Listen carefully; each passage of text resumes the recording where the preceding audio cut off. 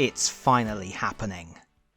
Hey everybody, welcome to Always Bored Never Boring. Today, the 2nd of September 2022, is an incredibly exciting day, because today, Games Workshop have just dropped the first information on the Warhammer Community page regarding the forthcoming expansion for Warhammer Quest Cursed City.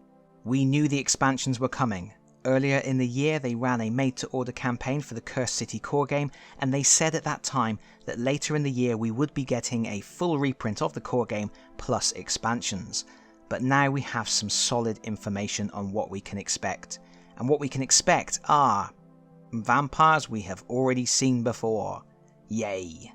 But let's back up a second and start from the very beginning. First of all, that reprint for the core game. Games Workshop have confirmed that the core game will return to store shelves for good, that's their words, take it with a pinch of salt, in October. At the same time, we are getting the expansion Nightwars. This expansion is going to continue the narrative right where it left off from the core game. If you haven't played through the core game yet, I will try to avoid spoiling anything, but needless to say, a stern conversation with Radukar has not ended Ulfin Khan's woes, and this expansion introduces new journeys, new upgrades, and some new enemies. Sort of. The new enemies are 3 vampires, all of which have arrived to claim the city for themselves. To defeat them, you will have to undertake a unique journey for each one, and then undertake decapitation missions to remove them from contention for the city's throne. And who are these vampires? Well, they're all familiar faces. First of all, we have Annika, sporting her Bram Stoker's Dracula hairdo. Then there's Kritza, the Rat Prince. Long-time viewers may remember way back when that I predicted Kritza would be the special hero character that came with the Cursed City novel.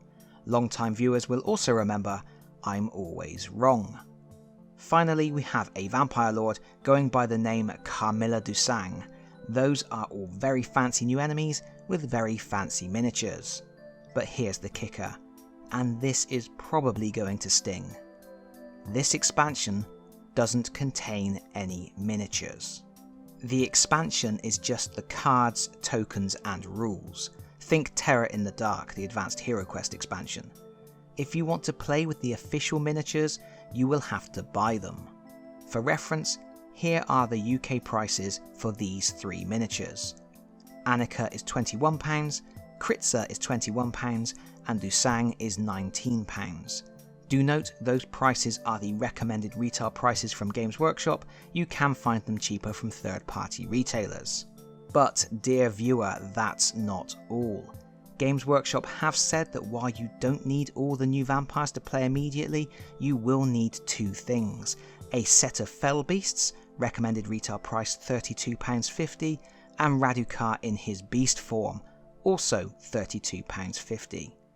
But that is not all. It's uncertain as of yet exactly what they mean, but Games Workshop have suggested that having a Soulblight Gravelord's army will open up new narrative options. That would suggest that there may be some new minions to face, but they are coming from the Gravelord's army list, and that's going to be extra expense if you don't want to use proxies. I have no idea what you might need from a Gravelord's army to make full use of this expansion at the moment, but for the record, a Start Collecting Gravelords box is £65. I can't imagine you would need to stretch to that though, as that box set includes cavalry. And to be clear, I'm not saying it's going to cost you an additional £191 in miniatures to get full use of this expansion, but I am saying you might want to start proxying if you don't already have this stuff in your pile of shame. Frankly, I'm a bit lost for words on this one. Cursed City has definitely redefined the concept of setting me up for a fall. Just when I think I'm used to Games Workshop's little games, they rewrite the rules, and I really do think this is going to cause yet more backlash for a game I love. And I don't know, maybe this is finally a step too far. I don't know how many times they can kill the game at this point. And I know some people will think this is great. Lots of people like to buy Games Workshop games and expansions without miniatures. They then proxy in other miniatures or make standees. For those people, this is the best news ever. This is an expansion that is going to have a lower cost of entry because there's no plastic, and then people can pick and choose what they want to buy. But for other people, this may be another nail in the coffin that Games Workshop buried last year.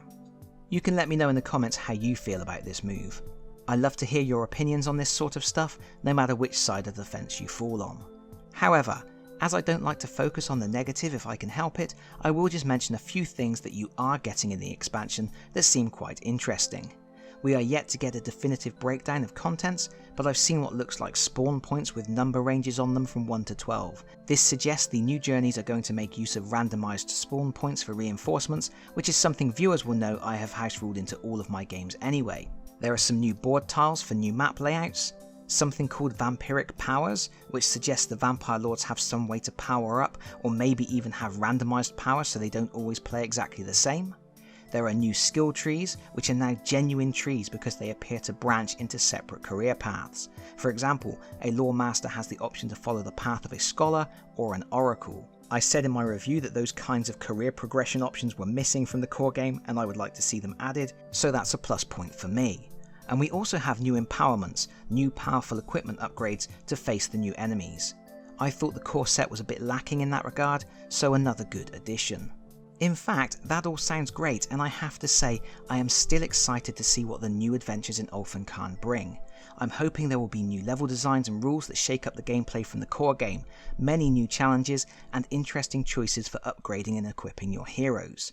I will certainly pick up a copy to see if the wait has been worth it.